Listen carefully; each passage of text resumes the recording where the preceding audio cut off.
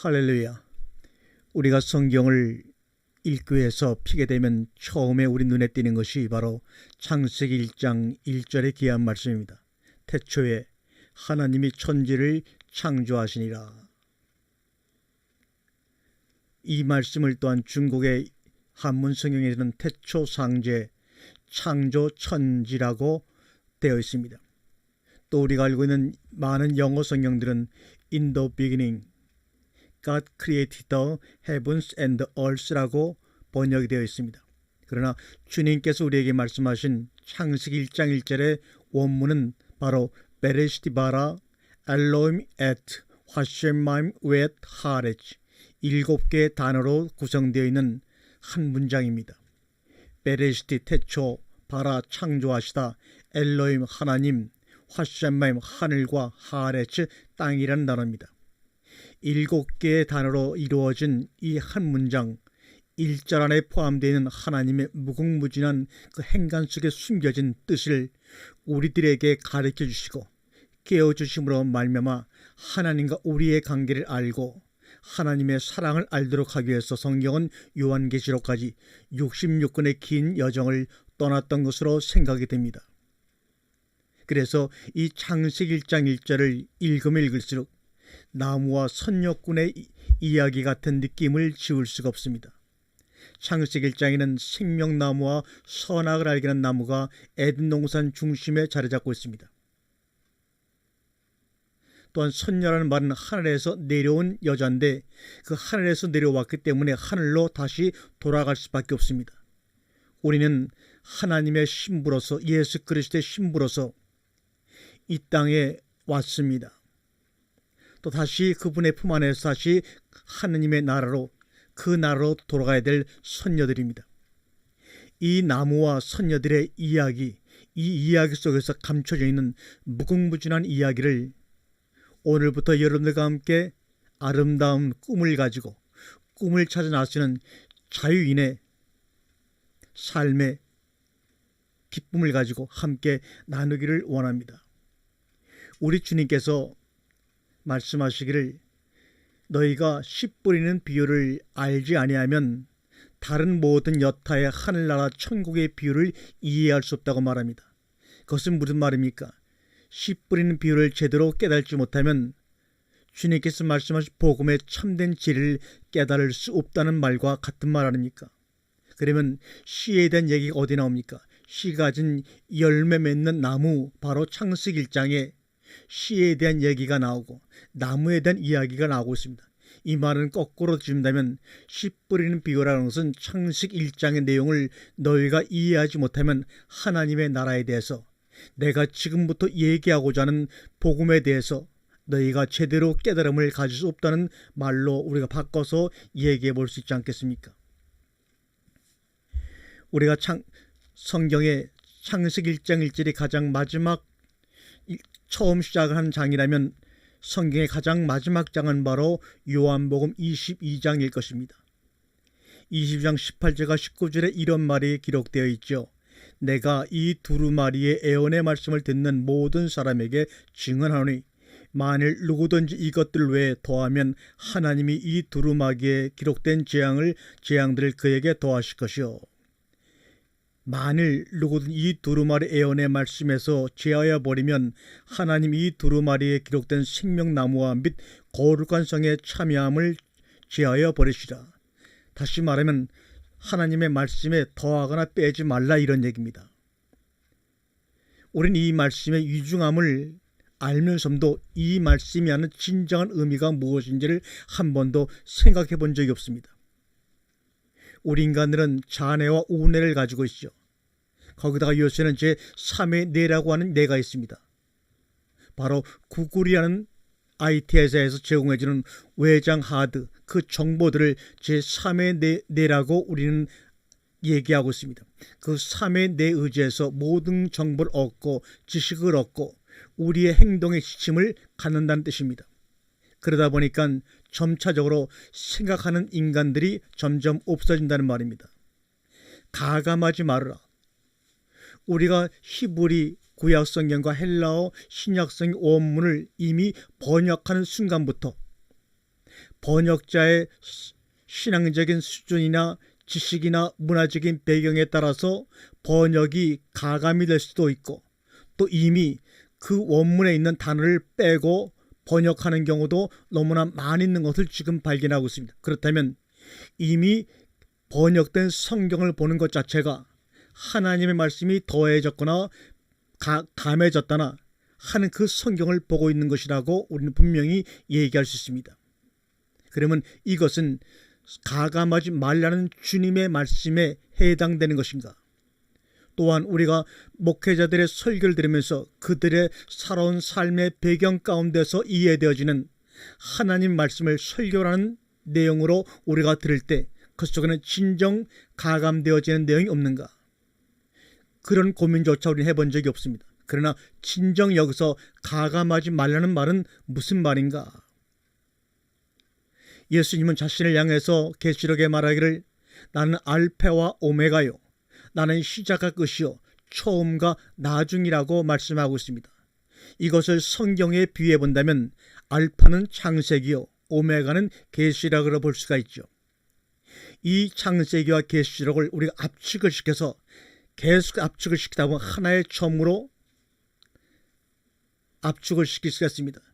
그 압축시키는 가운데서 한 방울의 흐름이 땅에 떨어지는데 그것은 바로 뭡니까? 사랑입니다.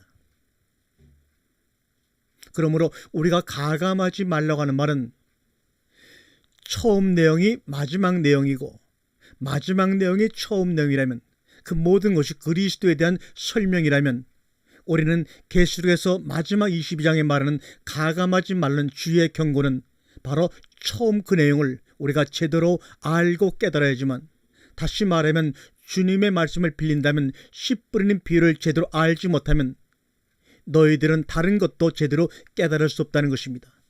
우리가 와이셔츠를 단추를 끼울 때 아무리 멋지고 고급스럽고 전문적인 코디네이터가 내 와이셔츠를 골라서 입혀준다 하더라도 처음 첫 단추를 잘못 끼우게 되면 결국은 아무리 노력과 열심히 있다 할지라도 마지막에 단추는 어긋나 버리고 말 것입니다. 바로 그 순간에 내가 첫 단추를 잘못 끼웠다고 시인하고 인정하고 처음부터 다시 첫 단추를 제대로 낀다면 아무 상관없겠지만, 그것을 인정하기 싫어서, 첫 단추 잘못을 인정하기 싫어서 마지막에 잘못된 줄 알면서도 하나님 말씀을 가감한 상태 속에서 깨달아가지고 참 하나님이 아니라 내가 만든 하나님을 우상으로 섬기는 그러한 죄를 범하고 있지 않는지, 창세기를 통해서 나무와 선녀 이야기를 하기 전에 먼저 여러분과 함께 고민을 해보자는 것입니다. 창세기는 시초 이야기요 종말의 이야기입니다.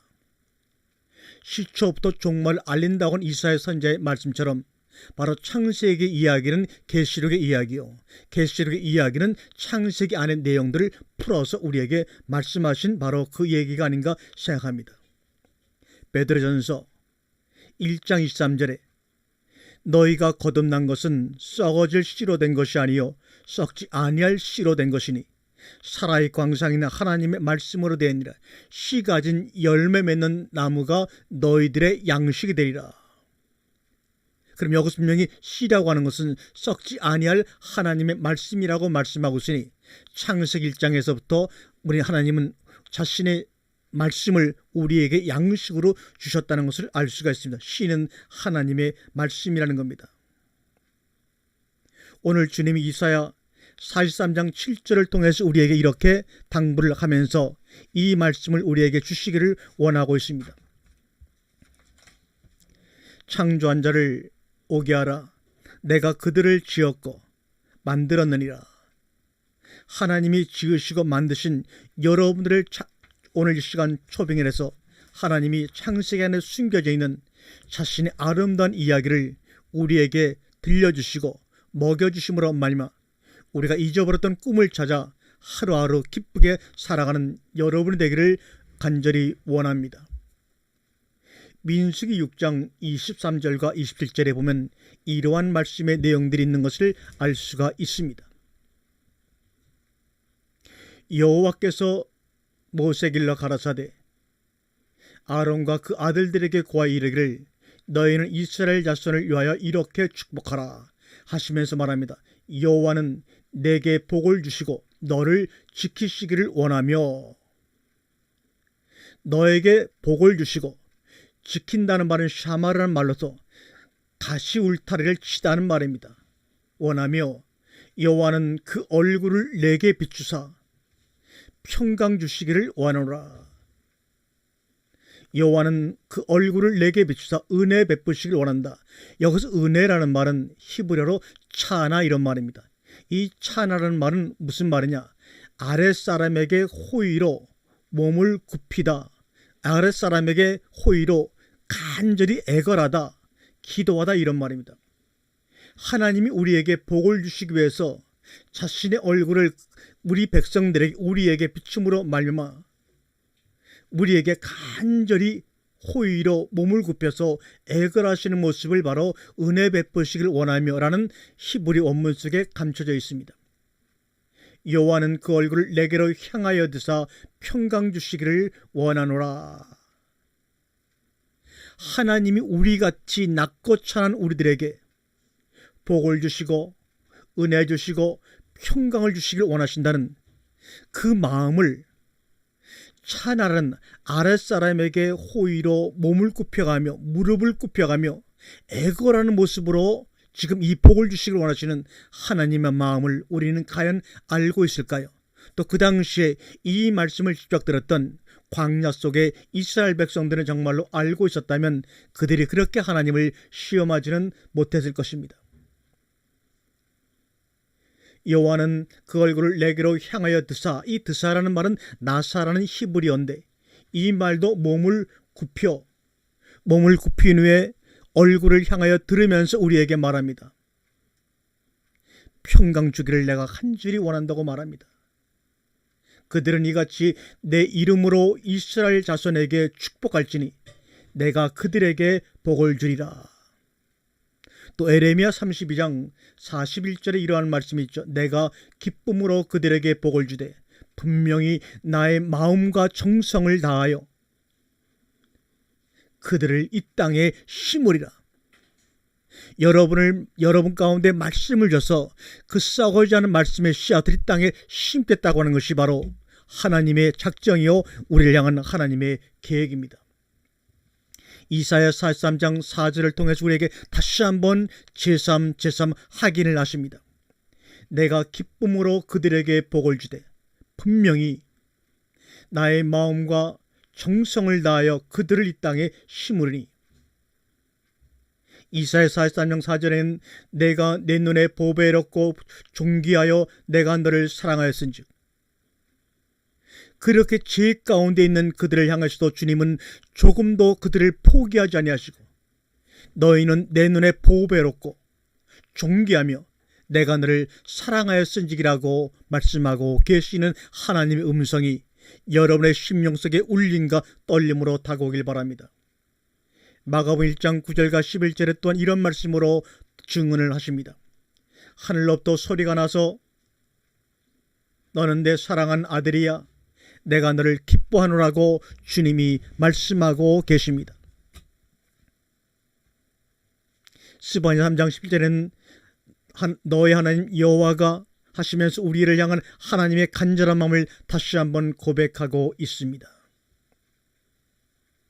그런데도 썩어지 아니한 씨를 우리 가운데 심으셔서 그 씨를 땅에 심어 30배, 60배, 100배 열매를 맺히기 원하시는 하나님의 말씀을 우리가 얼마나 소홀히 하고 때로는 말씀을 빼거나 더함으로 가감함으로 말미암아 주님이 주시고자 하는 은혜와 복과 평강을 놓치는 삶을 살아왔는지 다시 한번 우리 자신을 돌아볼 시간입니다.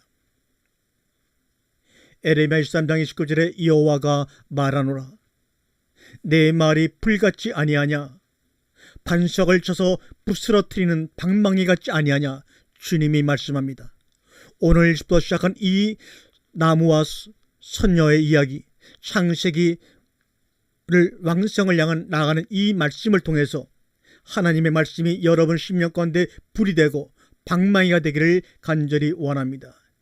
히브리서 4장 12절에 하나님의 말씀은 살았고 능히 있어 좌우의 날섬검과 예리하여 혼과 영과 관절과 골수를 찔러 쪼개기까지 하며 또 마음의 생각들을 감찰하는 그 말씀이 여러분을 침노에 들어가기를 간절히 원합니다.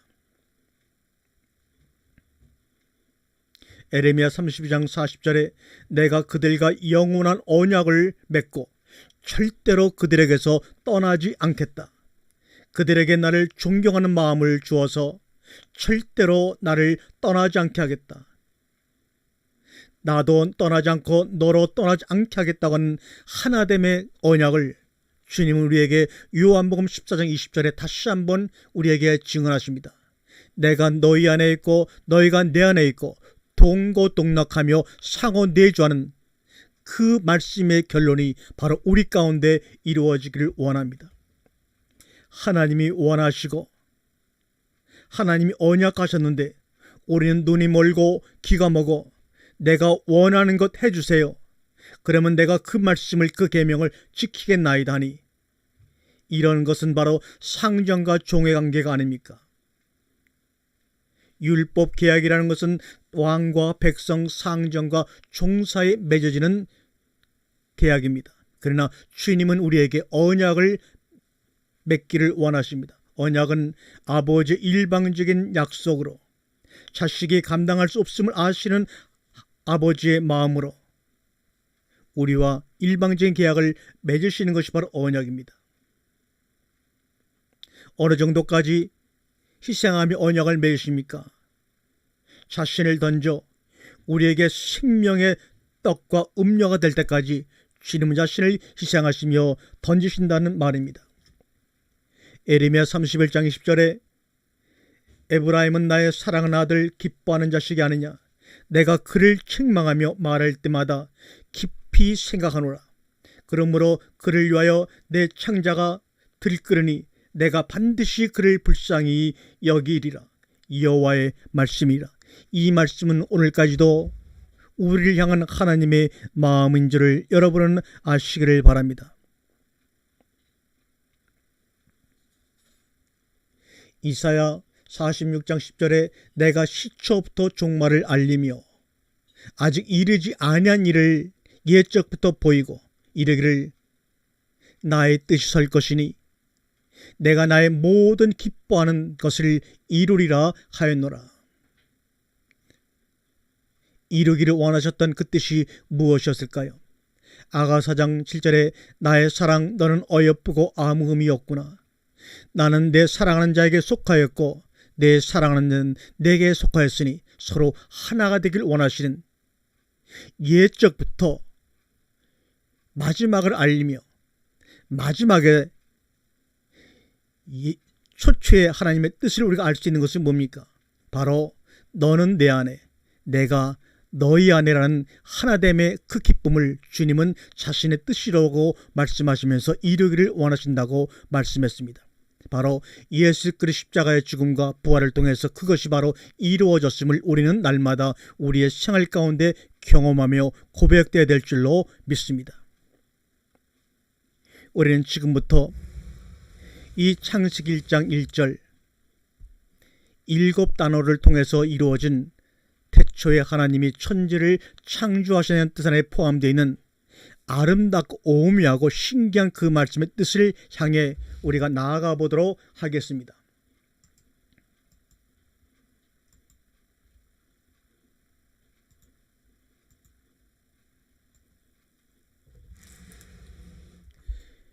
우리가 성경을 읽다 보면 과연 성경은 왜 기록이 되었을까?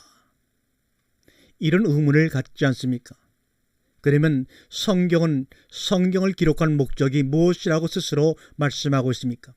누가복음 24장 27절과 44절 이하에 보게 되면 이에 모세와 모든 선자의 글로 시작하여 모든 성경에 쓴 바 자기에 관한 것을 자세히 설명하시니라. 또 이르시되 내가 너희와 함께 있을 때 너희에게 말한 바 곧 모세 율법과 선자의 글과 시편의 나를 가리켜 기록된 모든 것이 이루어져야 하리라 한 말이 이것이라 하시고 이에 그들의 마음을 열어 성경을 깨닫게 하시고 또 이르시되 이같이 그리스도가 고난을 받고 제3일에 죽은 자 가운데서 살아날 것과 이렇게 말씀하고 있습니다. 요한복음 5장 39절엔 너희가 성경에서 영생을 얻는 줄을 생각하고 성경을 연구하거니와 이 성경이 곧 내게 대하여 증거하는 것이니라. 요한일서 5장 11절에서는 또 증거는 이것이니 하나님이 우리에게 영생을 주신 것과 이 생명이 그의 아들 안에 있는 그것이니라.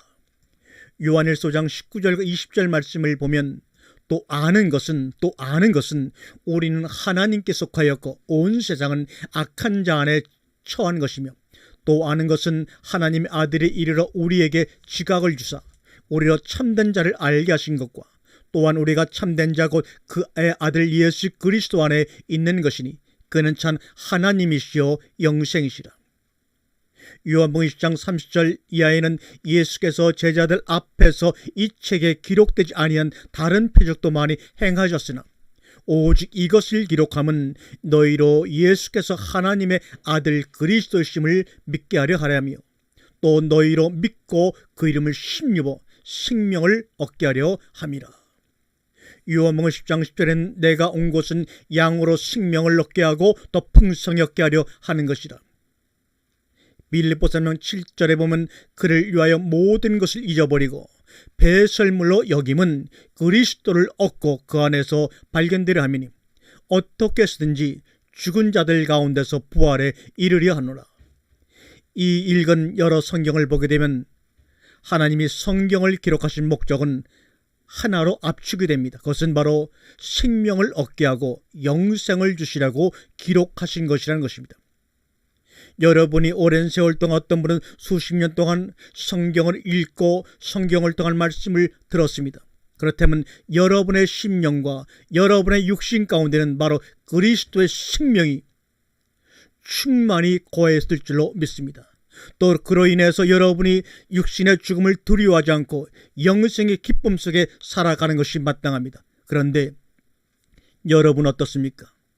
눈에 보이는 것 조금만 부족해도 우리는 얼마나 두렵고 떨림 속에 살아갑니까?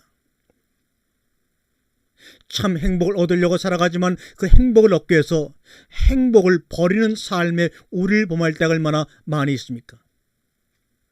생명을 얻게 하고 영생을 주려고 내가 이 성경을 기록한 거야 주님이 말씀합니다. 그러므로 성경을 듣고 읽을 때마다 우리의 마음속에 우리의 삶 속에 바로 하나님의 생명이 뚝뚝 우리의 말씀 양식으로 떨어져서 우리가 알지 못하는 가운데 우리의 삶의 영생의 경험과 기쁨을 경험하며 날마다 살아가야 될 줄로 믿습니다.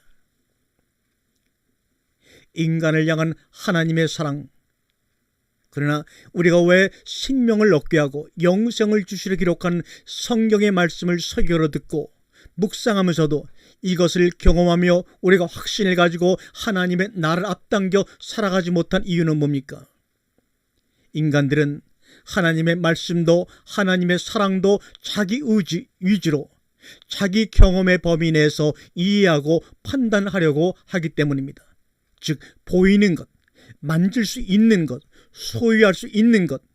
그래서 십자가의 죽음, 천국도 하나님과 상관없이 자기 중심으로만 이해하려고 하다 보니까 생명을 얻지 못하고 영생의 경험을 얻지 못하고 지금까지 달려온 것입니다.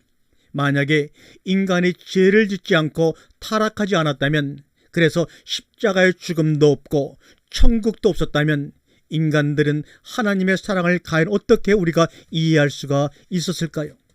아마 전혀 이해할 수 없었을 것입니다. 아담 당시의 선악의 개념은 무엇이었을까요? 하나님이 아담에게 선악을 알게 하는 나무를 먹지 말라고 명하셨을 때 아담은 과연 그 선악의 개념을 이해하였을까요? 지금 여러분과 제가 이해하고 있는 선악의 개념으로 받아들였을까요? 아마 아닐 것입니다. 선악은 상대가 있어야 되는 것입니다. 선악은 상대적인 것입니다.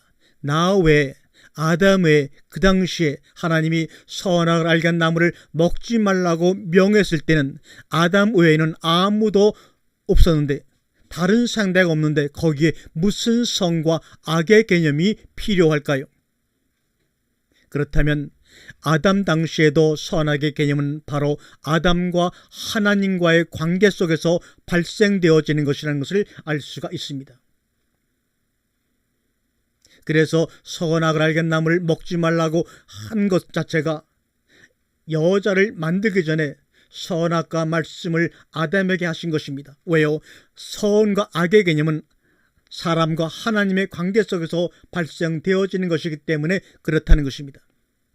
선은 하나님 안에 존재하는 것이고 악은 하나님 밖에 존재하는 것이라고 생각할 수가 있습니다. 생명과 영생의 문제입니다. 창세기 2장 3절, 하나님은 일곱째 날에 복을 주셨고 그 일곱째 날을 거룩하게 하셨다고 우리에게 진술하고 있습니다. 우리가 알고 있는 복은 생물이나 물질이나 환경 위에 주어지는 것이 아닙니다. 그러나 주어지는 것입니다. 그러나 하나님은 복과 거룩을 일곱째 날 시간에 주어 주셨습니다. 시간에 주셨기 때문에 바로 보이지 않는 것, 그것이 바로 영생이라는 것입니다. 하나님께서 우리에게 일곱째 날 주신 복과 거룩은 바로 우리에게 자신의 생명을 주신 것이요, 그 생명을 통해서 우리의 삶이 영생하도록 주님과 함께 한다는 것을 우리에게 말씀해 주고 계신 것입니다. 하나님이 복을 쏟아 부으셔서 거룩하게 구별시키신 참 안식의 땅은 물질과 공간의 감각의 세계, 보이는 세계가 아닌 시간의 세계입니다. 우리는 하나님과 영원히 함께할 시간을 기다리는 것이지 너무나 좋은 공간을 기다리는 것이 아님을 깨달아야 합니다. 그래서 아직 하나님의 나라는 가시적인 공간이 오지 않았음에도 이 땅에 이미 하나님의 나라가 와 있다라고 이야기하고 있는 것입니다. 그래서 예수님의 첫 말씀이 회개하라, 하나님의 나라가 왔다고 하신 것입니다.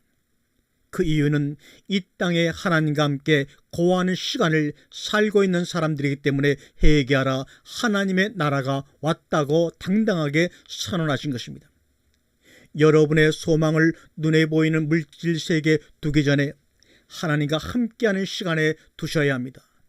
천국은 하나님이 주실 어떤 것을 기다리는 것이 아니라 지금 내가 하나님과 관계 있는 자가 되었다는 것이 당신의 천국이 되어야 합니다. 하나님은 그렇게 안식이라는 시간 안에 복과 거룩이라는 씨앗을 심어 놓으셨습니다. 창세기 2장 2절에 일곱째 날을 마치시니 와에칼 미완료로 되었습니다. 안식하시니라 와이시보투, 이것도 미완료입니다. 일곱째 날 마치시고 안식하신 것이 완전히 완료된 그 상태가 아니라 미완료라는 말입니다. 지금 여러분 가운데 이루어지고 있다는 말입니다. 3절에 복주사 와의 바레크, 이것도 미완료입니다. 거룩하게 하셨으니 와의 타테시, 이것도 미완료입니다. 일곱째 날 마치시고 안식하시고 복을 주사 거룩하게 하신 것 자체가 완전히 과거에 끝난 것이 아니라 미완료 시제로 아직까지 완료되지 않았다는 말입니다. 그 미완료 가운데 우리가 들어가므로 말미암아 완료가 되는 것입니다. 여기 미완료라는 개념은 과거, 현재, 미래를 하나로 아우르는 개념입니다. 시간 초월입니다. 영생입니다. 왜요? 예수 그리스도 안에서 시작하고 마무리가 되기 때문입니다. 내 인생의 알파가 되시고 올메가 되시고 내 인생의 처음이 되시고 마무리가 되시니 바로 그리스도 안에서 모든 것이 시작과 끝이 나기 때문에 바로 그 안에서의 삶이 영생입니다. 요한복음 10장 20절에 내가 네 안에 네가 내 안에 하나됨으로 완성되는 것, 이것은 말입니까? 시간을 초월하는 4차원의 개념입니다. 여호수아 사사기를 보게 되면 거기는 가나안과 강야, 이 두 장소가 나옵니다. 이 두 장소는 물질과 공간의 입장에서 보면 처절한 고통과 고난과 고통과 혼돈과 절망의 땅입니다. 그러나 강야와 가나안 시절처럼 하나님이 함께 하심을 확실하게 경험할 수 있는 또 다른 시간과 장소가 있겠습니까? 분명히 없습니다. 그런 의미에서 가나안과 광야는 축복의 땅이라고 말씀하신 것이고 하나님의 나라라고 말씀하신 것이고 복과 거룩이 임한 곳이라고 말씀하고 있는 것입니다. 그래서 거기가 바로 안식의 땅이라고 말씀하신 것입니다. 신명기 3장 20절에도 너희에게도 안식을 주시나니 여호수아 1장 13절에 여호와의 종 모세가 너희에게 명령하여 이르기를 너희의 하나님 여호와께서 너희에게 안식을 주시며 이 땅을 너희에게 주시리라 하미니 너희는 그 말을 기억하라고 말하고 있지 않습니까? 창세기 1장 2절에 보면 땅이 혼돈하고 공허하며 흑암의 깊음 속에 있다고 말합니다. 바로 이것은 뭡니까? 물질과 공간의 개념에서 본 시각입니다. 그러나 하나님의 신이 운행했다고 하는 같은 이전 안의 그 내용은 시간의 개념에서 본 것입니다. 복과 거룩은 바로 안식입니다. 창세기 1장의 절은 가나안과 광야의 양면성을 우리에게 보여주신 것입니다. 한편으로 물질과 공간의 개념으로 본다면 그 땅은 분명히 혼돈과 공허와 흑암의 땅이지만 하나님의 신이 수면에 운행하듯이 우리와 함께하는 시간의 개념으로 본다면 가나안과 광야는 바로 그것이 하나님의 나라임을 우리에게 보여주고 있는 것입니다. 다른 말로 표현하면 생명나무와 선악과는 한 그루의 나무의 두 모습을 보여주신 것입니다. 생명나무와 선악을 알게는 나무의 모습이 아니고 무엇이겠습니까? 흑암과 혼돈과 공허와 흑암, 하나님의 신이 운행하는 것, 가나안과 광야는 바로 한 그루 나무 속에 생명나무와 선악의 두 모습을 보여주고 있는 것입니다. 아브라함에게 약속하신 축복입니다. 자손들을 하늘의 별처럼 바닷가의 모래처럼. 이게 과연 물질의 축복일까요? 이것이 과연 우리가 생각하는 것 같은 개념의 축복입니까? 아닙니다. 창세기 13장 15절에 보이는 땅을 내가 너와 내 자손에게 주리니 영원히 이르리니 하늘의 별과 바닷가의 모래처럼 내 후손들이 많으리라고 말씀하고 있습니다. 또는 갈라디아 3장 16절에 이 약속들은 아브라함과 그 자손들에게 말씀하신 것인데 여럿을 가리켜 그의 자손들이라 하지 아니하시고 오직 한 사람을 가리켜 내 자손이라 하셨으니 곧 그리스도라. 하늘의 별처럼 바닷가의 모래처럼 수많은 후손들을 얘기하는 것이 아니라 오직 한 사람을 가리켜 내 자손이라 하였으니 곧 그리스도라. 이것이 바로 아브라함에게 약속하신 후손의 축복입니다. 이것이 과연 보이는 모습일까요? 보이지 않습니다. 하늘들의 나라, 하나님의 나라, 천국, 새 예루살렘은 다른 단어로 같은 것을 우리에게 증언하고 있는 내용입니다. 위의 것은 다 가는 것이 아니라 하나님의 나라는 가는 것이 아니라 성경은 우리 가운데 내려와 임한다고 증언하고 있습니다. 그런데 우리는 천국을 가겠다고 저렇게 열심히 잘못된 신앙을 하고 있는 것입니다. 천국은 가는 것이 아니라 하나님의 나라가 우리 안에 임하고 있는 것입니다. 임했다, 임하고 있다고 성경은 말씀하고 있지요. 임할 것이다. 임했다, 임하고 있다, 임할 것이다. 과거, 현재, 미래가 한 공간 안에 공존하는 것이 바로 뭡니까? 하나님의 나라입니다. 시간과 공간의 초월, 그것이 바로 영의 나라요 천국입니다.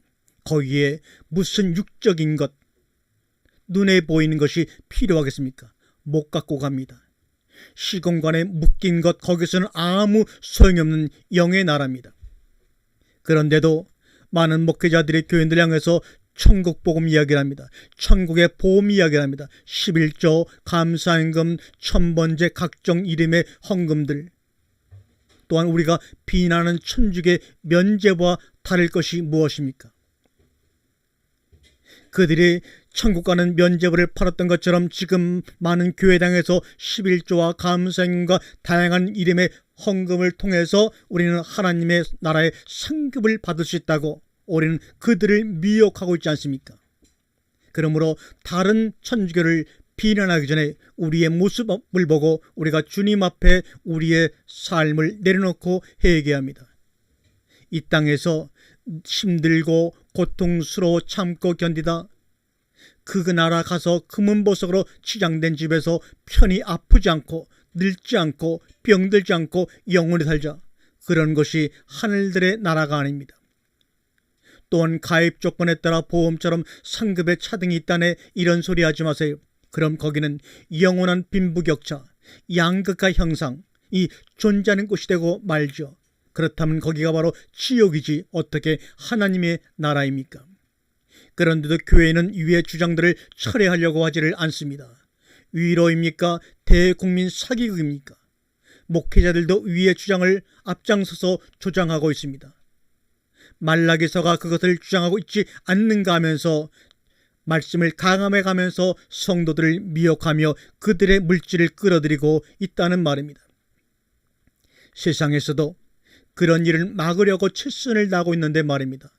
우리나라 헌법 2장 11조에 대한민국 국민은 성별, 나이, 종교, 학력, 빈부 등에 따라 어떠한 차별도 받지 않고 평등하게 살 권리가 있다. 대한민국 영토 안에서 이렇게 분명히 헌법에 있는데 하물며 천국에서 상급의 차별이 있다고 외치고 있다니요.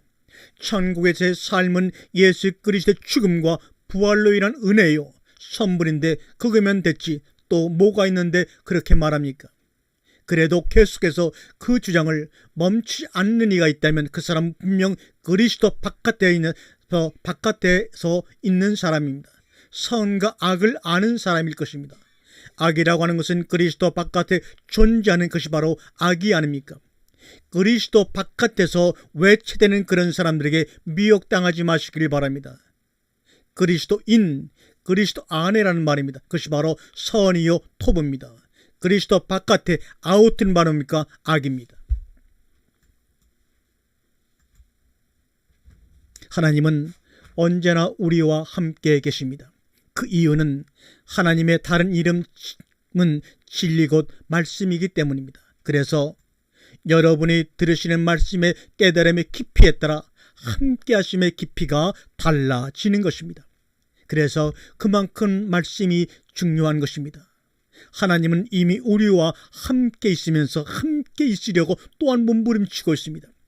하나님 나라 안에 있으면서 하나님 나라 안으로 들여가려고 몸부림치고 있다는 말입니다. 하나님은 이미 우리와 함께 있으면서 함께 있으려 몸부림치고 있습니다. 하나님 나라 안에 있으면서 하나님 나라 안으로 들여가려고 날마다 몸부림치고 있습니다. 그러나 내 해석의 관점, 자기 입장에서만 보려고 하면 하나님은 꼭 거기에 맞게 대답을 해주시고 맞는 성경 구절도 주십니다. 그래서 이단들도 자기의 이론과 교리에 맞게 성경을 이용하고 나오는 것입니다. 자기 입장이 강한 사람들, 자기 관점을 성경 앞에 내려놓지 못하는 사람들이 이단이 되고 이단을 만들고 또한 성경이 그 이단이 만든 교리를 뒷받침해주고 있는 것입니다. 그러나 성령과 내가 하나가 되면 성령의 관점으로 하나님의 관점으로 우리에게 답을 주십니다. 즉 하나님 아버지의 관점에서 우리에게 들려주시고 깨닫게 하십니다. 그래서 성령이 우리 가운데 오시면 그리고 우리가 거기에 포함되면 말씀을 기억나게 하시고 가르쳐 주신다고 하신 것입니다.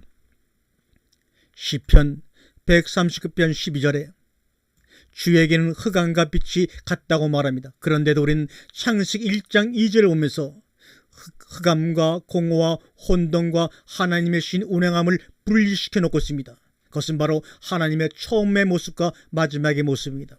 흑암과 빛이 그분에게는 다를 바가 없는 것입니다. 우리의 노력과 수고로는 결코 진리를 얻을 수 없고 영혼의 진정한 안식을 가져올 수가 없습니다. 왜냐하면 우리의 노력과 수고는 언제나 그 목표를 먼 미래에 두고 있지만 진리는 말씀은 언제나 지금 속에 있기 때문입니다. 진리는 시간과 공간을 초월해서 날마다 우리와 함께 거하고 있는 것입니다. 우리와 함께 시간 공간을 초월하여 우리의 삶을 꿈을 향해 자유를 향해 나아가도록 밀어내고 있습니다. 인간들이 자주 쓰는 말 중에 드림타임이라 말합니다. 꿈의 시간. 이것이 뭘까요? 성경은 시간과 공간을 초월하여 과거와 현재와 미래가 오늘 말씀 안에서 나에게 하나로 뭉쳐지는 것이 바로 드림타임입니다. 그렇게 예수님은 간곡하게 내게로 오라, 곧 지금으로 돌아오라고 그렇게 날마다 우리를 초청하고 계신 것입니다. 회개하라. 이 말은 가던 길에서 돌아오라는 뜻입니다.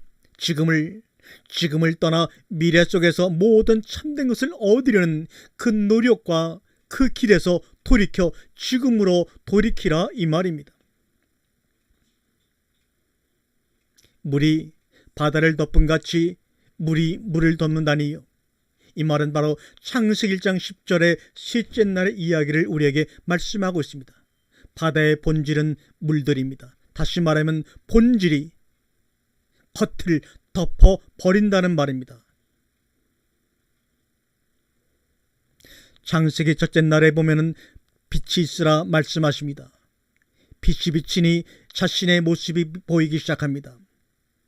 하나님이 빛이 있으라 하신 그 빛이 말씀을 통해 우리에게 비치게 되면 우리 자신의 모습이 적나라하게 보이게 된다는 것입니다. 그래서 그 모습을 바라보니 어떤 모습인가요? 바로 주님께서 말씀하신 팔복의 심령이 가난한 모습을 보게 되는 것입니다. 창세기 첫날에 빛이 비치게 되면 심령이 가난한 단계 속에 들었음을 우리는 깨닫게 됩니다. 심령이 가난한 자들은 뭐라 그랬습니까? 천국을, 하나님의 나라를 소유한다고 말하고 있는 것입니다. 빛이 있으라 하심에 내가 심령이 가난한 자로 비춰짐으로 말미암아 천국을 소유하고 창세기 창조의 둘째 날, 셋째 날, 넷째 날, 다섯째 날, 여섯째 날 마지막에 천국 속의 안식과 거룩을 우리가 경험하며 하나가 되는 것입니다. 이미 우리는 천국을 소유하고 창조의 첫째 날을 시작하는 것입니다. 창세기 둘째 날은 뭡니까? 윗물과 아랫물로 공창이 분리가 됩니다. 공창은 하늘이라고 말씀하고 있죠. 이 단계가 뭡니까? 하나로 되어 있던 무리들이 윗물과 아랫물로 갈라짐으로 말미암아 우리 속에 애통의 단계가 됩니다. 그러나 그 애통의 관계 속에서 바로 주님은 위로하여 주십니다. 창세기 셋째 날은 윗물과 아랫물이 합쳐집니다. 이것을 바다로 부릅니다. 윗물과 아랫물이 합쳐진 결과 우리 가운데 뭡니까? 땅이 드러나죠. 우리를 구원할 묻이 드러납니다. 그래서 온유한 자는 땅을 기업으로 받는 것입니다. 여굿의 땅은 바로 묻이라고 하는 마른 땅을 이야기하는 것입니다. 주님께서 말씀하신 이 팔복은 심령이 가난한 자부터 마지막 의를 위하여 핍박을 받는 자, 그 8단계는 바로 창세기 첫째 날부터 마지막 날까지의 관계를 다시 한번 주님이 자신의 언어를 가지고 말씀하신 것뿐입니다. 빠져 죽는 무리, 심판과 애굽의 군대들은 빠져 죽는 무리가 있습니다. 그래서 바로 빠져 죽는 무리는 바로 애굽의 군대인데 그것은 심판을 의미하죠. 그러나 빠져 죽는 무리가 있는 반면에 묻히러 건너가 구원받는 무리로 양분됩니다. 심판과 구원은 동시적인 사건입니다. 우리가 옛말에 상선약수 거선지라는 말이 있습니다. 가장 좋은 곳은 흐르는 물과 같고 좋은 땅에 거한다고 하는 말입니다. 물은 장소를 가려가며 흐르지 않습니다. 물은 성경에서 말씀이라고 말하고 있습니다. 말씀은 장소를 가려가며 선각을 구별해가며 흐르지 않습니다. 말씀은 장소를 가려가며 씨를 뿌리지 않습니다. 그냥 흐르고 땅에 심기울 뿐입니다. 따라서 이 물에게는, 말씀에게는 좋은 땅이라는 개념이 없습니다. 가시덤불, 돌짝밭, 길갓밭 이런 의미가 물에게는 아무런 의미가 없는 것입니다. 다만 우리의 이성과 경험으로 그것을 그렇게 분리해놓고 그렇다고 선언하는 것뿐입니다. 그럼 좋은 땅이라는 의미는 뭘까? 물에게는 좋다느니 나쁘다느니 하는 등의 분별이 없습니다. 하나님의 말씀은 선과 악의 분별이 없는 것입니다. 분별 없는 마음을 이름하여 좋은 땅이라고 한 것입니다. 우리 마음도 쌓아두거나 버리려 하지 말고 그냥 그렇게 흐르도록 내버려두면 상선약수 거선지가 되는 것입니다. 마음의 흐름이 바로 생수입니다. 생각과 감정과 느낌이라는 물이 끊임없이 잘 흐를 때 우리 마음에 기쁨이 넘치는 것입니다. 그것을 바로 생수가 넘쳐나리라고 하는 것입니다. 이 말은 막힘이 없다는 말입니다. 이 말은 쌓임이 없다는 뜻입니다. 도덕경 중에 이러한 구절의 대목이 있습니다. 그러므로 있음과 없음은 서로 낳고 어려움과 쉬움은 서로 이르며 길고 짧으면 서로 형성하고 높고 낮으면 서로 기울며 음악과 소리는 서로 어울리고 앞과 뒤는 서로 따른다. 창조와 종말은 서로 따른다. 앞과 뒤가 따로 없다. 어느 쪽에서 보느냐에 따라 앞이 뒤가 될 수 있고 뒤가 앞이 될 수 있다는 것입니다. 알파가 될 수도 있고 오메가가 될 수도 있고 처음이 될 수 있고 나중이 될 수 있고 시작이 될 수 있고 끝이 될 수가 있다는 말입니다. 그러므로 창세기와 요한계시록은 서로 따르는 것이지 분리되는 것이 아닙니다. 앞에서 보면 창세기요 뒤에서 보면 계시록이라는 겁니다. 창세기나 계시록이란 그리스도를 증거하는 것이기 때문입니다. 창세기 1장부터 11장까지는 여러분이 알다시피 문자로 기록되어 있지 않는 선사시대의 기록입니다. 선사시대 사건입니다. 12장 이후부터는 역사시대로 기록된 역사물로 문자로 존재하는 시대입니다. 증거와 기록이 보존되어 있습니다. 그래서 창세기 10장부터는 스스로의 삶을 아브라함 이후부터는 자신들이 해석하고 하나하나 기록을 해나가기 시작합니다. 창세기는 아담부터 노아까지 10대, 아브라함까지 10대, 창세기 50장 요셉까지 4대가 총 24대에 대한 이야기가 기록되는 것이 바로 창세기 전체의 내용들입니다. 창세기 1장의 그 말씀은 성경의 총요약이자 엑기스입니다. 성경 66권을 압축시켜서 하나의 한 방울의 첨으로 표현한다면 창세기 1장이요. 그 중에서도 창세기 1장 1절이 바로 엑기스라고 할 수가 있습니다. 1장의 내용이 너무너무나 방대하다 보니까 마치 모래 속에서 바늘찾기 같은 것이 되어버리고 말았습니다. 그래서 아무도 찾다가 포기해버리고 지금까지 이르고 말았습니다. 창세기장에서 남자와 여자와 나무와 동산으로 보충해서 창세기 1장을 설명해 주고 있는 것입니다. 또한 창세기 3장은 2장 중에 특별한 내용을 뽑아서 다시 한번 나무와 여자로 집약시켜서 부연 설명해 주고 있는 것이지 1장, 2장, 3장이 시대적으로 시간의 흐름대로 이루어진 사건을 설명하는 것이 아님을 우리는 분명히 알아야 합니다. 또한 창세기 4장은 창세기 1장, 2장, 3장의 3장의 내용을 풀어서 가인과 아벨이라는 사람과 아담과 이브라는 사람을 통해서 우리에게 설명을 해주고 있는 것입니다. 창세기 5장에서 족보가 나오고 창세기 6장, 7장, 8장, 9장은 심판을 통해서 창세기 1장, 5장까지 내용을 다시 한번 부연 설명해 주고 있는 것입니다. 창세기 10장과 11장까지도 바벨탑을 사건을 통해서 반복하여 창세기 1장의 내용을 설명해 주고 있는 것입니다. 창세기 2장부터 11장까지는 창세기 1장을 보충 부용 확대 설명해 주는 것입니다. 그래서 창세기 11장까지만 알면 성경이 쫙 보이기 시작한다는 것입니다. 하나님이 애굽에서 이스라엘 백성들을 꺼내오신 것은 분명한 의도가 있었던 것이죠.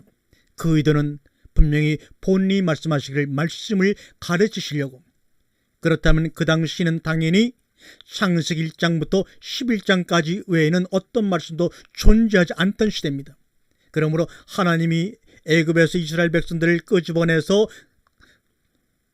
광야에 두었던 이유는 말씀을 가르치려고 하셨다면 그 말씀은 뭐겠습니까? 당연히 창세기 1장부터 11장까지의 말씀을 가르치려고 했다는 것이 확실한 것입니다. 하나님이 만나와 메추라기로 불기둥과 구름기둥으로 녹뱀과 불뱀 사건으로 가르쳐 주시고 십계명과 성막을 만드는 걸 통해서 가르쳐 주셨습니다. 그리고 레위기부터 신명기까지의 모든 말씀은 모세를 통하여 백성에게 주신 십계명과 성막을 자세하게 확대 해석하여 창세기에 계시된 하나님의 의도를 가르치시기 위한 것이었습니다. 노아의 방주 사건도 또한 마찬가지입니다. 음물과 아랫물이 합쳐지는 셋째 날 창조 사건의 구체적인 설명이 바로 노아 방주 사건입니다. 구원의 방주가 드디어 셋째 날 떴습니다. 그리고 후에 묻이 드러났습니다. 그러면 방주에서 나와야 합니다. 왜요? 나오기 위해 방주에 들어간 것이지 방주에서 영원히 살려고 방주에 들어간 것이 아니지 않습니까? 마찬가지로 애굽은 나오기 위해 들어간 것입니다. 거기에 살려고 들어간 것이 아닙니다. 창세기의 창조의 과정을 보게 되면 큰 광명, 작은 광명, 별이 있습니다. 이것이 바로 궁창 위에 셋째 날에 만들어진 궁창 위에 있는 것입니다. 아래 하늘에는 새들이 있습니다. 진짜 하늘을 대신한 것이 바로 하늘의 궁창입니다. 그리고 물들이 모여서 모인 물들을 바다라고 했고 드러난 묻을 하나님은 땅이라고 특별히 이름을 지어서 우리에게 말씀하고 있습니다. 창세기 1장 20절에 보면 물들은 생물을 번성케 하라 이렇게 말합니다. 그리고 21절에 보니까 큰 바다 짐승들과 이렇게 말합니다. 여기서 큰 바다 짐승들, 이 말은 괴물, 뱀, 용, 고래, 악어 등으로 번역된 탄이라는 히브리어 단어입니다. 노아의 홍수가 일어났을 때도 바다에 살던 짐승들은 죽지 않았습니다. 탄이는 물속에 살았기 때문에 죽지 않았습니다. 창세기에서 탄이라고 하는 히브리어는 이 창세기 1장 21절에 큰 바다 짐승들과 라고 할 때 딱 한 번 사용되진 유일한 단어가 탄인입니다. 그런데 이 탄인이 다른 곳에서는 용으로 번역이 되었습니다. 욥기 7장 12절과 이사야 44장 20절과 이사야 27장 1절에 이것이 용으로 번역해 놓았습니다. 이 탄인도 분명히 하나님의 창조물임을 우리는 명심해야 됩니다. 주님은 큰 바다 짐승 탄이를 만들어 놓고 우리가 말하는 괴물, 뱀, 용 이렇게 못된 것도 인식되었던 이 짐승을 만들어 놓고도 보시기에 심히 좋았다라고 했는데 우리는 왜 그것을 좋지 않다고 생각을 할까요? 왜 이렇게 우리들의 의식이 변했을까요? 주님 보시기에 분명 좋았다고 했는데 왜 선악으로 나누게 되었을까요? 창세기 1장 20절과 21절에 엘로힘이 하나님이 명령하시고 엘로힘이 일하십니다. 인간 세상에서는 왕이 명령하고 신하나 종이 일하죠. 그러나 하나님의 나라에서는 하나님이 명령하시고 하나님이 일하십니다. 그래서 주님께서 말씀하시기를 나는 섬김을 받으러 온 것이 아니라 섬기러 왔다. 섬기러 오신 것이 바로 하나님이 일하신다고 표현하고 있는 것입니다. 아버지가 명령하시고 아들이 섬기러 온 것입니다. 그것이 바로 십자가의 섬김입니다.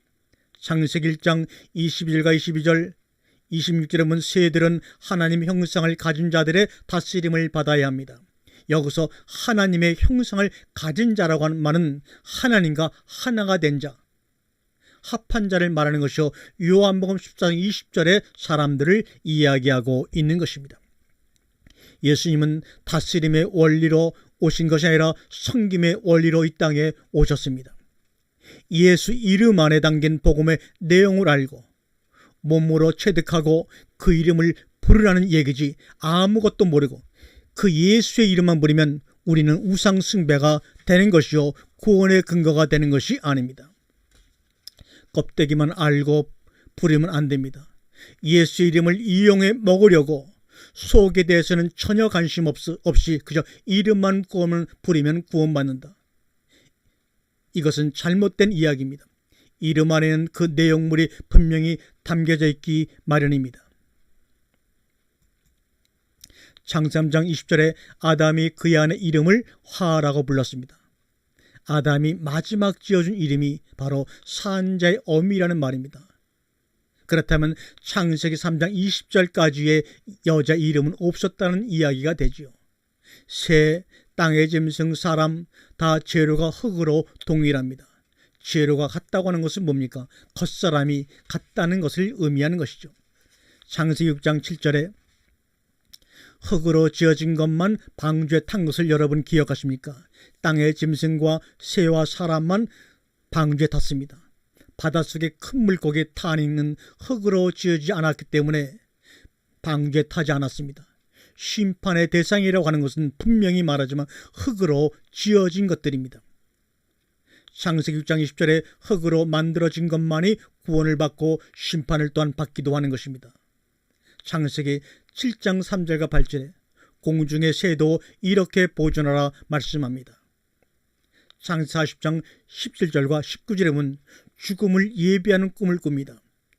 네가 사흘 안에 머리가 잘려 죽으리라. 요셉이 예언합니다. 여기서 새의 역할은 잘린 그의 머리를 쪼아 먹는 것입니다. 레위기 1장 14절에 새, 산 비둘기는 하나님께 드리는 제물의 특성은 또한 다 흙으로 만들어진 것이라는 것을 알 수가 있습니다. 바다에 사는 생물을 하나님이 제물로 드리라고 말한 적이 없다는 것도 한번 기억해 보시기 바랍니다. 우리가 성경의 창세기 보게 되면 생명과 생물이라는 말이나 단어가 나오는데 이 생명과 생물은 다 히브리어로 똑같은 단어입니다. 그 단어가 뭐냐? 바로 하야 네페시인데, 그러면 똑같은 하야 네페시를 어떤 경우에는 생명이라고 번역을 했고 어떤 경우에는 우리가 아는 생물이라고 번역을 했는가? 무엇이 다르게 그렇게 다르게 번역했는가? 여러분 아시는지요? 하야 네페시를 생명, 사람을 향해서 생명이라 하나님이 흙으로 사람을 만드시고 그의 생기를 불어넣으시니 생명이 된지라. 이때 생명 하야 네페시라고 단어를 생명이라고 번역했는데 이때는 하야 네페시 앞에 레라고 하는 전치사를 붙였을 경우에는 하야 네페시를 생명이라고 번역합니다. 하야 레 네페시. 레라고 하는 전치사가 접두 전치사로 명사와 함께 사용될 경우에는 뭐뭐에, 뭐뭐에게, 또 분사와 부사와 함께는 뭐뭐 때문에 뭐뭐에 의해라고 번역을 합니다. 파생된 의미는 위쪽을 향하기, 초월, 교육, 연구, 배우기의 의미가 있습니다. 생명 하야 레 네페시는 위를 향하여 아버지에게로 향하는 존재임을 레라고 하는 접두 전사를 통해서 우리에게 말씀하고 있는 것입니다. 하나님이 흙으로 사람을 지으시고 그의 생기를 불어넣으시니 생명이 되었다. 하야 레 네페시라는 말은 비록 흙으로 지었지만 하나님이 그의 생기를 불어넣음으로 말미암아 위를 향하여 아버지에게로 향하는 존재로 만들어졌다는 것을 우리에게 말씀하고 있는 것입니다. 그래서 하나님 아버지와 하나 된 생명이 바로 창조된 사람이요 영원한 안식에 거할 자가 되는 것입니다. 요한복음 1장 1절에 태초에 말씀이 계시니라. 이 말씀이 하나님을 향하여 있으니, 프로스란 말은 향하여라고 번역하는 것이 맞죠. 하나님과 내가 하나가 됨, 이것이 바로 요한복음 1장 1절입니다.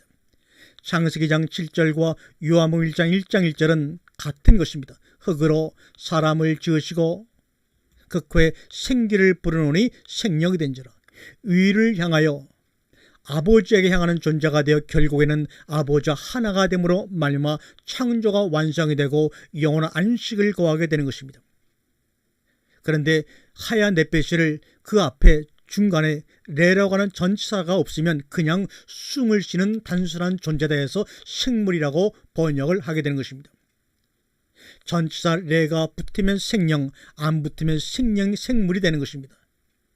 여러분과 제가 다 흙으로 지음받았지만 여러분이 위를 향하여 아버지에게로 향하는 존재가 된다면 결국에는 하나님 아버지와 하나가 되어 영원한 안식에 거하지만 위를 향하여 아버지를 향하는 존재가 되지 못하면 여러분은 흙으로 왔다가 흙으로 사라지는 그저 동물과 같은 존재로 인생을 마감하게 된다는 뜻입니다.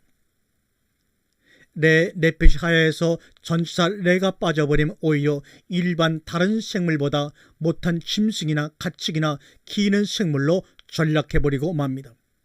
일반 생물은 하 에레치, 땅에서 생긴 것입니다. 그러나 사람은 하 아다마, 민 아파르에서 생겼기에 원재료 자체에서 이미 기존 생물보다 못합니다.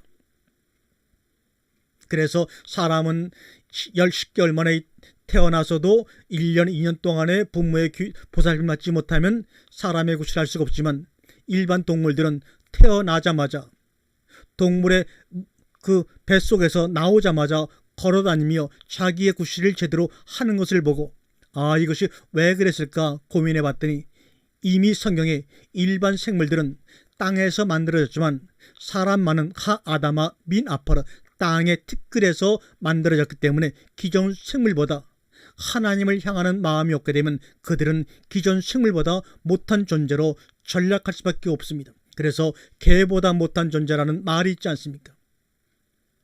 일반 생물은 창세기 1장 1절의 땅 하아레츠에서 지음받았으나 인간은 하아다마 민 아파르 땅의 티끌에서 그의 운명이 예고되어졌습니다. 이 하아다마 민 아파르 땅의 티끌이라는 것은 불완전한 재료이기에 거기에 생기를 불어넣고 위로 향하게 지으셨다는 것입니다. 땅이라는 에레치는 하늘과 반대되는 화셴마임과 반대되는 의미로 사용됐으며 꼭 정관사와 함께 쓰였습니다. 그러나 일반 땅이라고 하는 말은 들판, 경작된 흙의 의미, 통곡하는 사람, 자기 머리에 먼지를 뿌릴 때 사용됩니다. 불다라는 말에서 유래가 되었고 또 이 말에서 아담이라는 사람이란 단어가 만들어졌습니다.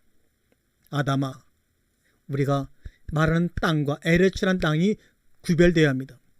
이 땅이라고 하는 이 아담아에서 해라고 하는 이 알파벳이 빠지니 아담이 되어버리고 만 것입니다. 호흡이 그 속으로 들어가서 아담이 된 것이란 말이죠. 창세기 1장 24절의 땅은 그 종류대로 할 때 땅은 에레치이고 창세기 25장의 땅의 길은 모든 것 할 땅은 에레치가 아니고 아담아입니다. 같은 땅이라고 번역이 됐지만 원어는 에레츠 아담아, 다르게 다른 단어를 쓰였다는 것입니다. 성경에 나오는 대표적인 악한 자가 누굽니까? 엘리 제사장과 사울왕은 목이 잘려 죽었습니까? 목이 잘려 죽지 않았습니까? 그들은 엘리 제사장과 사울왕은 목이 잘려 죽은 것이 아니라 목이 꺾여 죽었습니다. 그러나 세례 요한은 목이 잘려 죽었습니다. 왜 이렇게 차이가 날까요? 악한 자와 악하지 않은 자의 죽음의 모습이 그렇게 차이가 날까요? 목이 꺾여 죽게 되면 거기에 예수의 머리가 붙을 수가 없지만 목이 잘려서 죽으면 잘려진 그 자리에 예수의 머리가 붙어서 그의 삶 속에 구원이 일어나는 것입니다. 그래서 세례 요한은 목이 잘려 죽었고 악한 자인 엘리 제사장과 사울왕은 목이 꺾여서 죽은 것입니다. 내가 너희를 이리 때 가운데 양을 보내는 것 같다.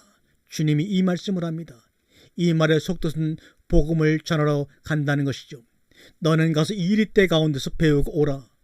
복음을 전하라고 보냈더니 병만 고치고 왔어? 표적만 행하고 왔어? 그랬더니 예수님은 너 모른다 하시는 것입니다. 지금도 주님께서는 내가 너희를 이리 때 가운데 양을 보내는 것 같은 심정으로 보낸다고 말씀할 때 이 심정은 너희들은 그 이리 때 가운데 가서 복된 말씀을 전하기를 원한다는 말인데 우리는 이 복된 말씀을 제대로 전하기 위해서는 나에게 병 고친 은사 표적이 있어야지만 제대로 그들이 복음을 들을 거라고는 잘못된 생각 속에서 결국 나중에 주님께 처당함을 당하는 그런 일을 우리가 경험하게 될 것입니다. 병 고치는 것, 표적은 복음을 전하는 것과는 전혀 상관이 없는 것입니다. 요새도 개척교회를 하게 되면 병 고칠 은사 정도는 있어야지만 교회가 정말 부흥이 되고 사람들 온다고 하는 잘못된 인식들이 목회자 사이에 있는 것 같습니다. 그러나 주님은 내가 너희를 저 아파트와 콘크리트로 만들어진 저 빌딩 사이 가운데 내가 너희를 보내는 이 양과 같다. 그러니 그 속에 가서 오직 복음만을 전하라고 말씀합니다. 복음만을 전하라고 했더니 말씀을 연구하고 말씀을 깨달으려고 생각하지 않고 병만 고치고와 표적만 행하고와 병과 표적만을 행하기 위해서 너희가 무슨 노력을 하고 있어? 난 너희 몰라. 목회를 하다 보면 전하고 가리키는 것으로 출발하지만 결국은 같은 흙으로 지어진 새 짐승에게 배우게 됩니다. 짐승 같은 사람들에게서 훈련받고 얻어 터지고 깨지면서 배우게 됩니다. 왜 너 안 변하는 거야? 당신의 양들을 가리키고 훈련시킵니다. 누구 가운데? 짐승과 새 이리떼 가운데서 주님은 목자들을 또한 훈련시킵니다. 나를 물어뜯고 이런 것이 바로 짐승입니다. 쪼아먹는 새, 그들을 통해 내 모가지가 딱 잘라져서 그리스도의 머리로 접붙임을 하게 하려는 하나님 은혜요 가정임을 우린 알고 날마다 어려운 목회 가운데서도 감사와 기쁨과 찬양이 멈추지 말아야 합니다. 그래서 그러한 마음으로 그들을 성도들을 긍휼하고 사랑하는 마음으로 우리는 결국은 보게 될 수밖에 없습니다. 출애굽기 19장 4절에 독수리의 날개로라는 말이 나옵니다. 출애굽기 25장 20절에는 그룹들은 날개를 높이 펴서 그 날개로 속죄소를 덮으며, 날개의 역할은 속죄소를 덮는 역할을 하는 것입니다. 출애굽기 30장 9절에 그룹들이 그 날개를 높이 펴서 그 날개로 속죄소를 덮었으며 날개로 덮어서 그들의 죄를 안 보시겠다고 하시는 것입니다. 우리의 죄는 딱 하나, 무엇이죠? 선악을 먹은 거야. 그래서 하나님처럼 되어버린 거야. 그것을 그룹들은 날개로 덮어버립니다. 생명으로 덮은 겁니다. 옷으로 덮고 날개로 덮은 거야. 그것이 바로 그리스도의 옷이요 그룹의 날개입니다. 선악을 먹은 것으로 우리의 죄가 생했는데 그 선악을 하나님이 덮어버리고 맙니다. 그룹들의 날개로, 생명으로, 그리스도의 옷으로, 말씀으로 완전히 보이지 않게 덮어버리고 마르셨습니다. 신명기 32장 11절과 12절에 보니까 마치 독수리가 자기 보금자리를 어지럽게 하여, 어지럽다는 말이 히브리어로 우릅니다. 이것은 사역동사입니다. 어떤 목적을 향해서 일을 한다는 것입니다. 어지럽게 하다는 말은 깨다, 일으키다, 자극하다, 충동하다 그런 말입니다. 애굽의 보금자리 자기 새끼 위에 너풀거리며, 이 라하프라는 말이 바로 뭡니까? 운행하다는 말입니다. 창세기 2장에 하나님의 신이 수면권 운행하다고 할 때 운행하다는 말과 이 너풀거리다는 말은 같은 라하프라는 단어입니다. 자기 새끼 위에 너풀거리며 그의 날개를 펴서 새끼를 받으며, 받다는 말은 라카우, 취하다는 말입니다. 이것을 창세기 2장 20절에서는 따먹고 이라고 번역했습니다. 여기서는 따먹고란 말로 번역하지 않고 받으며 이렇게 했습니다. 그의 날개 위에 없는 것, 나사, 들어올리다, 용서하다 그런 말입니다. 그의 날개 위에 없는 것 같이 여호와께서 홀로 그들을 인도하셨고 그와 함께 한 다른 신이 없었도다라고 얘기합니다. 에레미야 23장 9절의 말씀을 한번 보겠습니다. 선자들에 대한 말씀이라. 내 마음이 상하며 내 모든 뼈가 떨리며 내가 취한 사람 같으며 포도주 앞인 사람 같으니 이는 여호와의 그 거룩한 말씀 때문이라고 말합니다. 여호와의 거룩한 말씀 때문에 에레미야 선자는 취한 사람같이 버리고 마음이 상해버리고 뼈가 떨린다고 말하고 있습니다. 오늘도 이 방송을 들으며 주님의 말씀을 듣는 그 말씀을 통해서 여러분의 심령이 떨리며 뼈가 떨리는 그러한 울림과 감격을 여러분이 경험하고 계시는지요? 출애굽기 19장 4절에 내가 어떻게 독수리 날개로 너희를 업어 내게로 인도하였음을 너희가 보았느니라. 이 말씀들은 진정 하나님이 이스라엘 백성들 애굽에서 인도하신 내용에 엑기스입니다. 하나님의 신이 수면에 운행하신 이유는 무엇입니까? 창세기 1장 2절에 혼돈과 흑암과 공허 가운데 있던 이스라엘 백성들을 애굽에서 광야로 인도해내신 것, 그 인도하신 내용은 어떻게 인도했냐? 바로 하나님의 신이 수면에 운행하심으로 인도하신 것입니다. 창세기 1장 2절에 흑암과 혼돈과 공허와 하나님의 신이 운행하심이 같이 대적으로 표현된 이유가 무엇입니까? 말씀으로 깨워서 그의 날개를 펴고 그 위에 이스라엘 백성을 받고 업어서 하나님의 품으로 인도하시고, 그러나 말씀으로 깨우기 전에 먼저 그들의 보금자리를 어지럽게 하신 일을 먼저 수행하십니다. 그것이 바로 애굽에서의 10가지 재앙임을 우리는 알고 있는지요?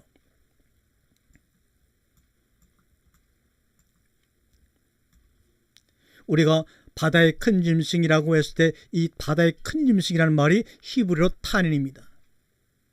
이 탄이라는 말이 용, 짐승, 뱀이란 단어로 구약에서는 다르게 번역된 부분이 있습니다. 용이라고 하는 것은 뭐냐? 우리 용이라는 것을 본 사람이 아무도 없습니다. 용은 전설의 동물입니다. 그래서 없는데도 있는 것처럼 활동하는 것입니다.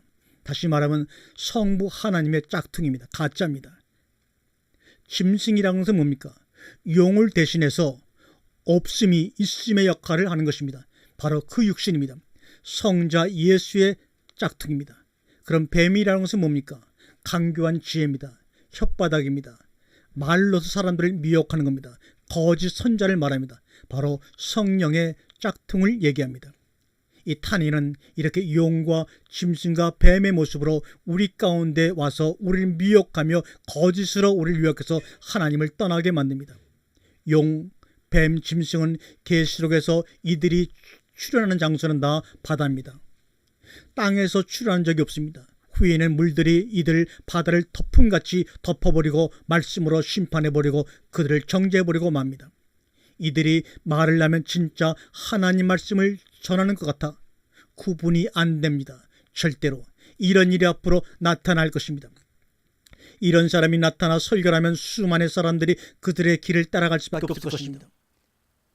광야로 나온 우리들을 시험하다 가나안 땅에 들어갈 자격을 주려고 용으로 하여금 짐승으로 하여금 뱀으로 하여금 우리를 시험하도록 하나님은 허락해 주셨습니다.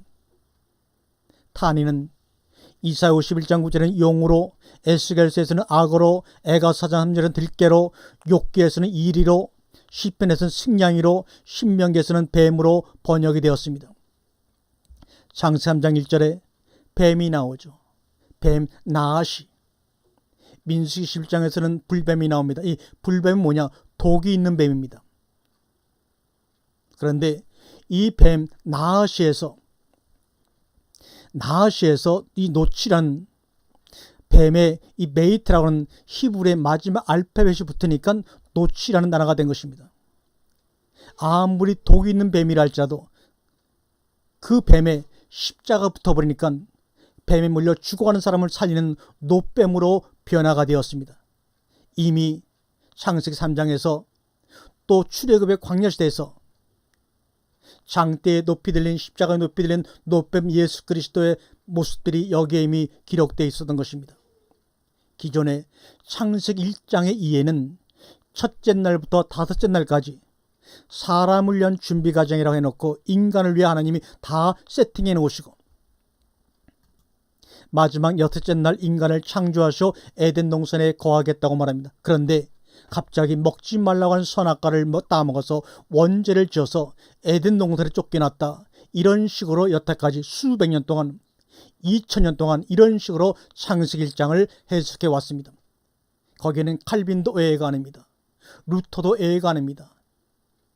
그래서 하나님이 실수를 했기 때문에 하나님의 실수로 그의 아들을 십자가에 희생시켰다고 말합니다. 더군다나 자신의 피조물인 사단이 하나님과 대적하여 벌어진 일인데 거기서 사단이 승리했습니다. 이것을 어떻게 이해시키고 어떻게 표현할 수가 없었습니다. 인간은 자기 의지로 선악과를 따먹었고 사단은 그의 졸개들과 힘을 합쳐 하나님을 대적하고 인간을 미혹해서 이러이러한 일이 벌어졌다고 1장과 2장과 3장과 4장 5장 6절의 그 장수에 따라서 이거를 시간적으로 일어난 사건으로 해석하려고 해버리고 말았습니다. 무슨 소설을 쓰고 있는 겁니까? 여기에서 돌이켜야 합니다. 그래야지만 요한계시 22장의 말씀처럼 성경을 하나님 말씀을 가감하는 일에서 벗어날 수가 있습니다. 창세기 1장 2절에 혼돈과 공허와 흑암이 바로 땅의 모습입니다. 바로 그 땅의 모습은 흙으로 만들어진 나의 모습입니다. 혼돈스럽고 공허하고 흑암인 나에게 첫째 날 빛이 비추었습니다. 그 빛이 비춰줌으로 말미암아 내 심령이 얼마나 가난한 자인지를 내가 깨닫고 그 첫날부터 천국에 소유되어 천국의 백성이 되어 둘째 날과 셋째 날과 여섯째 날과 마지막 일곱째 날 안식과 거룩에 들어가는 우리의 모습을 창조의 과정을 통해 우리에게 보여주고 있는 것입니다. 다시 말하면 창세기 창조 첫째 날과 마지막 여섯 날까지는 바로 여러분과 나를 설명해 주는 과정입니다. 10가지 애굽에서의 재앙으로 예수를 배운 사람들은 그 묻을 통하여서 마른 땅을 통하여서 광야로 더 나왔습니다. 10가지 재앙을 통해서 예수를 알지 못한 바로와 그의 군대들은 묻을 마른 땅을 밟고 지나가지만 양옆에 물기둥이 하나가 됨으로 다 죽음을 당했습니다. 이것이 바로 노아의 홍수, 예수 십자가 이야기이기도 하다는 사실을 기억하세요. 창조 6일은 나를 설명하기 위한 것인데 그렇다면 사람은 첫째 날 창조되었겠죠. 그러면 여섯째 날 사람은 하나님의 형상이죠.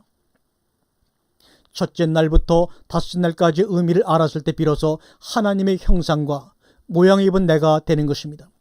베레시트 태초를 살아가는 존재가 비로소 되었다는 것입니다. 나라는 인간이 말입니다. 여섯째 날 사람이 가는 길은 일곱째 날 안식의 길입니다. 거룩의 길입니다. 베레시트란 태초란 남들이 안 가본 길을 향해 여러분과 제가 첫 발을 내딛고 있는 것입니다. 그러니 얼마나 두렵고 때로는 의심이 들겠습니까? 그래서 성경은 좁은 문, 좁은 길, 더군다나 그 길에 돌짝밭도 있고 가시밭길도 있고 길가밭 등이 있습니다. 그러니 포기하고 싶겠죠. 이 방송을 끄고 싶겠죠. 마가복음 1장 13절에 광야에는 무엇이 있지요? 사단이 있습니다. 짐승이 있습니다. 그리고 천사가 수중드는 자리이기도 합니다. 섞여 있는 것입니다. 혼돈과 흑암과 공허와 하나님의 신이 섞여 있습니다. 그러니 얼마나 초조하고 불안할까요? 찾는 애가 적어서 너무 좁고 협잡해서 내 앞에 가는 사람을 만나기가 너무나 어렵습니다. 그러자니 그 외로움이란 얼마나 심할까요? 내가 가는 길이 정말 맞나? 이렇게 생각할 때가 저도 수천 번 있었습니다. 그러나 그 좁고 협잡한 길을 걸어감으로 생긴 그 외로운 사람들이 만나서 우리에게는 참된 용기를 가지고 하나님의 나라를 침노에 들어가는 그런 사람이 되는 것입니다. 성경은 무조건 믿는 것이 아니라 해석하는 것이 중요합니다. 믿으면 믿을수록 속에서는 의심이 생겨나기 때문입니다. 말씀을 정리합니다. 베레시티, 태초에, 헬라어로는 태초란 말이 엔아르케, 요한복음 1장 1절에 나오죠. 베레시티와 요 엔아르케는 같은 뜻입니다. 예수여 그리스도요 알파요 오메가요 처음과 나중이요 시작과 끝이요 저녁과 아침이라. 이 가운데 예수에서 그리스도로 가고 알파에서 오메가로 가고 처음에서 나중으로 가고 시작에서 끝으로 가고 저녁에서 아침으로 가는 이것이 바로 우리의 인생입니다. 그 인생의 여정 가운데 돌짝밭을 만나기도 하고 가시밭길을 만나기도 하고 길가를 만나기도 하고 물웅덩이를 만들기도 하고 불 속에 들어가기도 합니다. 그러나 우리의 마지막은 그리스도요 오메가요 나중이요 끝이요 아침입니다. 이것이 바로 태초의 내용입니다. 남들이 안 가본 길을 향해 첫 발을 내딛는 것, 그러니 얼마나 두렵고 의심이 들겠습니까? 그래서 성경은 좁은 길이야, 좁은 문이라고 말하고 있는 것입니다. 그리고 그 과정에는 돌짝밭, 가시밭, 길가 등이 있습니다. 이 모든 밭길은 바로 나를 알아가는 과정입니다. 그 과정에서 옥토 갈아엎는 것, 부수는 것은 주님의 목이고 우리는 애통하는 자가 되므로 거기서 우리 하나님으로부터 위로를 받을 것입니다. 세례 요한의 말을 반복하심으로 사역을 시작하셔서 창세기 1장의 내용을 부연 확대 설명하시다가 십자가에 돌아가시기 전 최후의 선언이 아버지와 나는 하나야, 너희도 그 안에 있을 거야. 이것이 바로 성경의 결론이며 창세기 1장 26절과 27절의 해석입니다. 성경을 해석의 관점에서 전하면 전하는 사람의 관점에 따라 다 다릅니다. 그래서 바울파가 생기고 아볼로파가 생기고 게바파가 생깁니다. 그러나 한 분 예수 그리스도가 아니라 관점에 따라 달라질 수가 있습니다. 그럼 초대교회는 뭘 전해주려고 했느냐 하면 변하지 않은 사실, 팩트, 히스토리를 전해주고 싶었습니다. 이 히스토리를 전해주면 기록물이 하나니까 그 해석의 오리를 잡아나갈 수가 있다는 것입니다. 유대교의 특징이 뭡니까? 하나님을 저 밖에 두고 섬기고 제사드리고 물질을 바치는 것이었습니다. 그러나 우리 기독교의 특징은 요한복음 14장 20절의 말씀대로 그날에는 너희가 내 안에 내가 너희 안에 입니다. 여섯째 날 하나님의 형상 카이로스 때에 들어가면 창세기 첫째 날과 일곱째 날까지가 하나로 뭉쳐져 버립니다. 구별이 안 되는 것입니다. 그런데 크로노스, 인간의 시간적 입장에서만 생각을 하니 순서적 개념으로 첫째 날, 둘째 날을 보게 되는 것입니다. 시공을 초월해 과거와 현재와 미래가 하나가 되는 날, 그것이 바로 태초의 베레시티 엔아르케입니다. 그러나 카이로스 때란 처음에서 마지막을 보고 시작하고 알파가 오메가고 처음이 나중이고 시작이 마지막입니다. 그 시간대로 들어가 버린 것이 바로 카이로스 때요. 그것이 바로 베레시티오 에나르케입니다. 우리가 창조 7날을 카이로스로 이해해야 합니다. 내가 너희 안에, 너희가 내 안에 있는 것을 알게 되리라. 바로 이것이 카이로스의 때입니다. 우리가 다음 시간에는 하나님이 우리를 불러주시면 꼭 그 이름을 변경하여 주신다는 말씀으로 다음 시간을 시작하도록 하겠습니다. 아멘.